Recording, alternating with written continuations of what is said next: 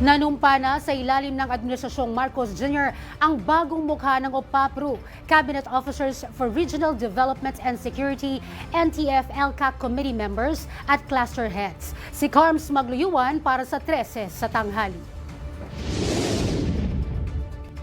Itinalaga ni Pangulong Ferdinand R. Marcos Jr. bilang bagong Presidential Advisor on Peace, Reconciliation and Unity ang dating DILG Secretary ni si Melsan Sarmiento. Napili si Sarmiento dahil sa malawak nitong karanasan sa serbisyo publiko at pamamahalang lokal.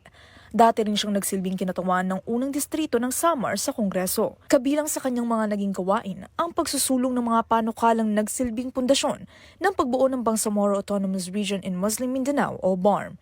Pinalitan niya si dating OPAPRO Secretary Carlito Galvez Jr. na nagbitiw sa tungkulin noong April 21, 2026 upang pagtuunan ng pansin ang personal na usapin. Inaasahang magiging mahalaga ang papel ni Sarmiento sa pagpapatupad ng comprehensive peace process, kabilang ang nalalapit na halalan sa Bangsamoro.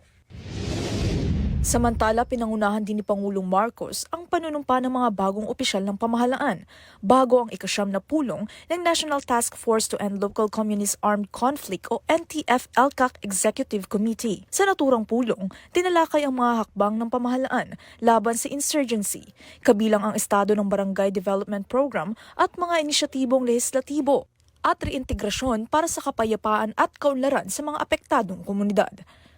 Para sa totoong balita sa Bagong Pilipinas, Carms Magluyuan, 13 sa tanghali ng Congress TV.